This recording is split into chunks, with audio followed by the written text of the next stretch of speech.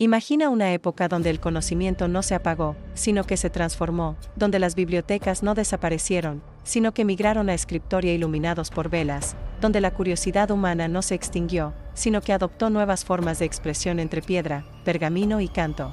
Durante siglos, una narrativa poderosa ha pintado los 1000 años que siguieron a la caída del Imperio Occidental como una larga noche intelectual, una era de superstición, estancamiento y oscuridad espiritual. Pero, ¿qué ocurre cuando despojamos a esa época de las lentes deformantes del Renacimiento y del Iluminismo, quienes, paradójicamente, necesitaban oscurecer el pasado para brillar con mayor intensidad? Emergen entonces los contornos de una civilización compleja, contradictoria y sorprendentemente fecunda, cuyo legado sigue anidado en las raíces de nuestro presente. La idea de una edad oscura no nació en la propia época que pretende describir, sino siglos después.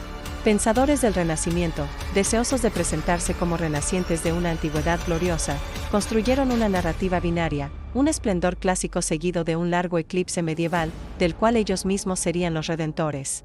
Esta visión, reforzada posteriormente por corrientes ilustradas que equiparaban progreso con racionalismo secular, consolidó una caricatura histórica, monjes copiando textos sin entenderlos, poblaciones analfabetas sometidas a dogmas, y una ciencia detenida hasta que Galileo alzara la mirada al cielo. Pero esta simplificación ignora una realidad más matizada.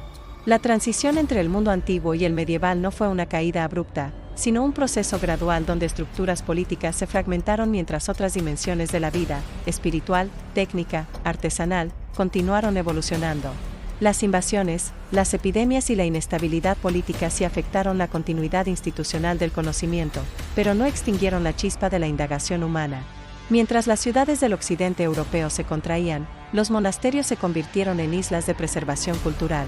Allí, lejos del bullicio de las urbes en declive, comunidades dedicadas al estudio copiaban, traducían y comentaban textos heredados de épocas anteriores, obras de filosofía natural, medicina, astronomía y geometría. Estos centros no eran tumbas del conocimiento, sino invernaderos donde semillas antiguas aguardaban condiciones propicias para germinar nuevamente. El acto de copiar no era mecánico, implicaba glosas, correcciones y, en ocasiones, innovaciones conceptuales silenciosas. Paralelamente, en otras regiones del mundo conocido, florecían centros de aprendizaje que superarían en muchos aspectos el legado clásico. En el sur y oriente del Mediterráneo, pensadores integraron saberes griegos, persas, indios y mesopotámicos, desarrollando avances en álgebra, óptica, medicina experimental y cartografía celeste. Sus traducciones y tratados, transmitidos gradualmente hacia el norte a través de puntos de contacto cultural, inyectarían nueva savia al pensamiento europeo en siglos posteriores. Este intercambio, lento, fragmentado, pero real, desmiente la idea de un continente aislado y estancado. A partir del siglo XI, algo notable comenzó a gestarse en el occidente europeo, el surgimiento de escuelas catedralicias y más tarde, de instituciones reconocidas como universidades. Estos no eran templos del dogma inmutable, sino espacios de disputa intelectual donde se debatían lógicas aristotélicas recién recuperadas, se cuestionaban autoridades antiguas y se forjaban métodos de razonamiento que anticiparían formas tempranas del pensamiento crítico. El método escolástico, a menudo malinterpretado como mero servilismo a la autoridad, en realidad establecía reglas para el debate racional, distinguir premisas, examinar objeciones y buscar coherencia interna en los argumentos. Simultáneamente, innovaciones técnicas transformaban silenciosamente la vida cotidiana. El arado pesado permitía cultivar tierras antes improductivas. Los molinos de agua multiplicaban la fuerza humana para moler grano. Hilar lana o martillar metal. La arquitectura gótica desafiaba los límites de la física con arbotantes y vitrales que convertían la piedra en luz. Estos avances no surgieron de laboratorios modernos, sino de la observación paciente, el ensayo-error y el intercambio de saberes entre artesanos anónimos. Ser justo con esta época implica evitar tanto la idealización romántica como la condena absoluta.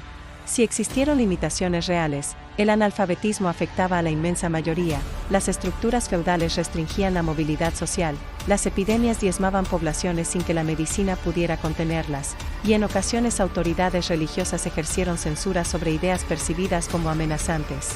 Pero estas condiciones no son exclusivas de un periodo histórico, persisten en diversas formas hasta hoy, ni definen por completo el espíritu de una era. La verdadera oscuridad no reside en la falta de conocimiento, sino en la imposición de una sola narrativa que borra la complejidad humana. La Edad Media fue, como toda época, un mosaico de luces y sombras, de misticismo y matemáticas, de guerras y jardines botánicos, de dogma y duda silenciosa. Negar su riqueza intelectual es, irónicamente, cometer el mismo error que se le atribuye, cerrarse al conocimiento por prejuicio ideológico. El mito de la Edad Oscura pervive como metáfora cultural para describir cualquier periodo percibido como regresivo. Pero su desmontaje tiene implicaciones profundas, nos invita a cuestionar cómo construimos narrativas históricas para legitimar el presente, y a reconocer que el progreso humano nunca es lineal ni exclusivo de una sola civilización. En un mundo globalizado donde el diálogo entre culturas es esencial, entender que el saber ha circulado, mutado y renacido a través de fronteras, a menudo de forma no reconocida, nos libera de jerarquías intelectuales simplistas y nos prepara para aprender de múltiples fuentes, incluso de aquellas que la historia oficial ha marginado. Toda época se define no por la ausencia de oscuridad, sino por su capacidad para encender velas en medio de ella. La Edad Media no fue una noche sin estrellas, sino un cielo donde las constelaciones eran distintas, menos visibles para quien busca el fulgor del sol, pero perceptibles para quien aprende a mirar con otros ojos. Quizás la lección más valiosa que nos lega no es una lista de inventos o descubrimientos, sino una actitud, la perseverancia silenciosa de quienes, en tiempos de fragmentación, eligieron preservar, traducir y sembrar, confiando en que futuras generaciones sabrían cosechar. Gracias por tu apoyo. Visita mi otro canal, Despertar del Umbral TikTok.